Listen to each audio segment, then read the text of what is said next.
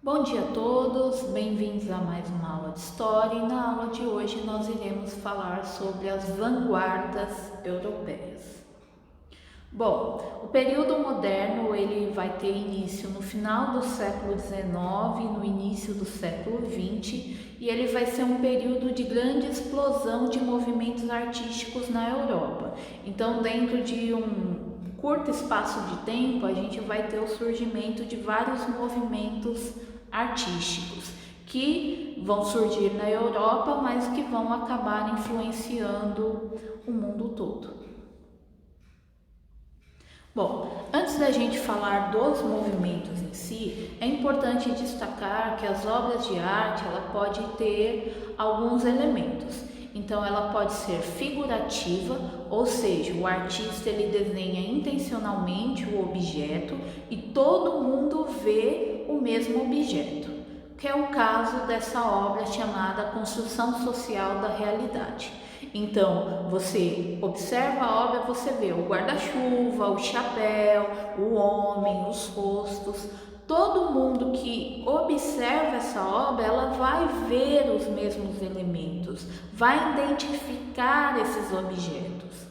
É diferente de uma obra abstrata.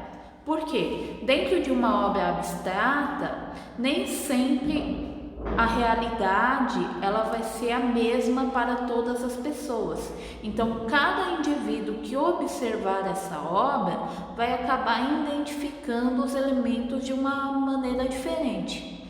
Então, você observando aí a obra O Carnaval de Arlequim, do Juan Miró, você vai perceber alguns elementos que pode ser diferente daquilo que eu estou observando. Então não existe uma realidade que seja igual para todas as pessoas ali que estão observando a obra. Bom, com relação aí aos movimentos modernistas, nós vamos iniciar os movimentos com o impressionismo. Por quê? O impressionismo ele é o marco inicial da arte moderna.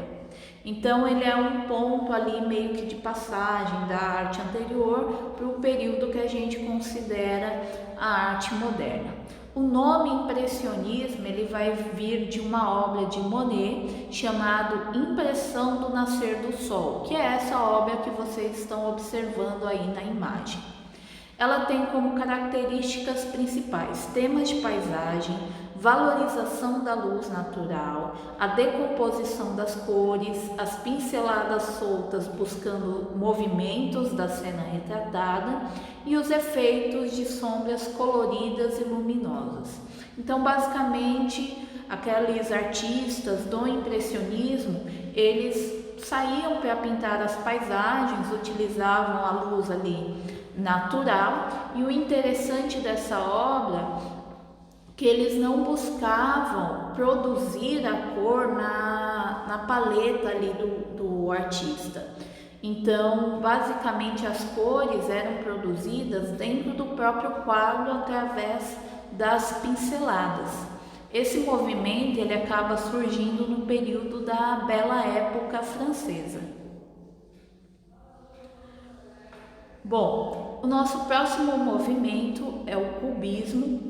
O cubismo ele é a representação de todas as faces em um só plano e dessa forma ele acaba perdendo a perspectiva e acaba sendo então uma reprodução descompromissada com a aparência real daquilo pintado. Então, basicamente, é como se você pegasse um objeto em 3D, em 3 dimensões, e colocasse todos os lados, todas as faces desse objeto dentro de um espaço plano. E dessa forma, aquele objeto acaba perdendo então a perspectiva, essa tridimensionalidade, e acaba tendo uma aparência um pouco destoada do que seria o real. É o caso dessa obra de Pablo Picasso, que é uma obra que nós falamos na última aula, que representa a Guerra Civil Espanhola. Bom, o próximo movimento é o movimento do dadaísmo. ele é um movimento que vai questionar a ideia padronizada de arte. Então ele vai trazer a reflexão para a gente do que é a arte, o que determina a arte. A arte é o objeto em si ou a arte é a instituição? Então eles pegam elementos do cotidiano das pessoas e colocam em um outro espaço. E a grande questão em si é questionar justamente essa ideia do que seria a arte.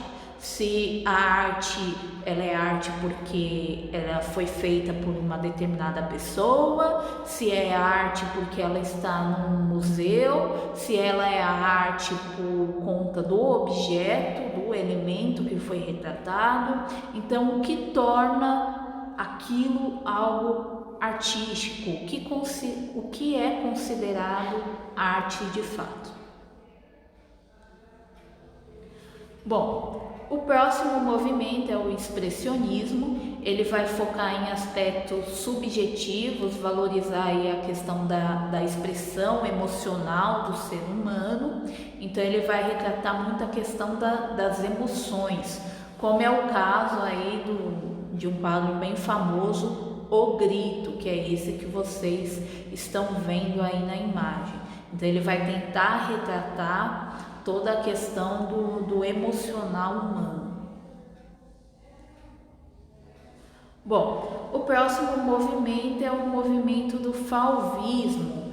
Então ele vai um pouquinho contra as correntes anteriores e a principal característica vai ser a utilização de cores puras, a simplificação das formas, os temas leves e alegres, a influência da arte primitiva, como é esse quadro chamado A Dança.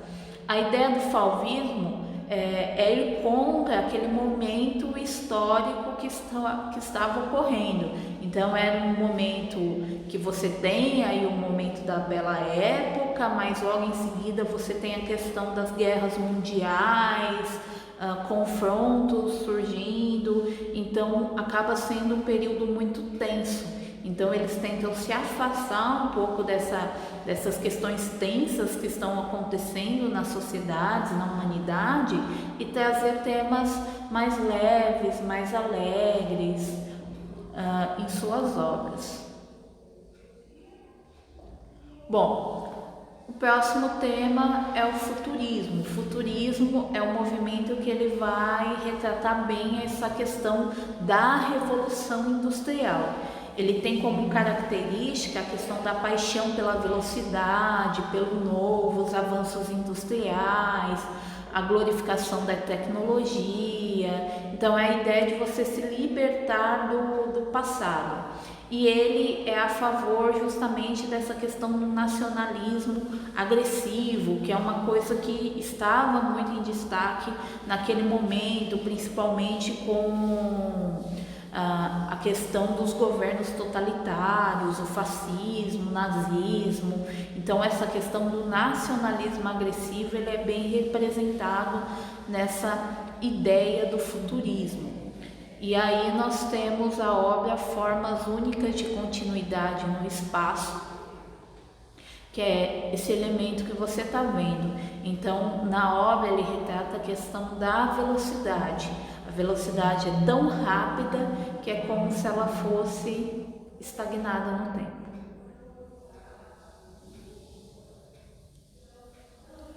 Bom, nós temos também aí o período do surrealismo, o movimento do surrealismo. O surrealismo, ele é a arte da emoção e ele traz como característica a ideia da liberação da razão, a irracionalidade baseada nas teorias da psicanálise de Freud. Então é um movimento que vai trazer essa questão do irracional humano e fazer essa conversa com a questão da razão, o ser humano racional, irracional, que vem sido discutido nesse momento pela psicanálise.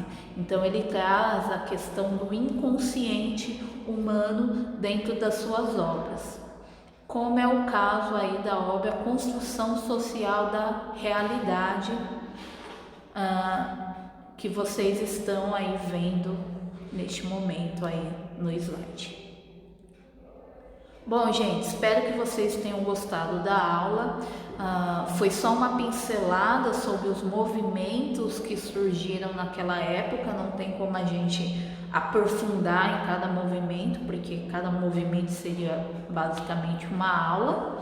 Então é para vocês conhecerem um pouco dos movimentos daquela época e perceberem como que a história acabava sendo retratada dentro da arte, e por isso ela acaba sendo um elemento muito importante como fonte para o conhecimento histórico.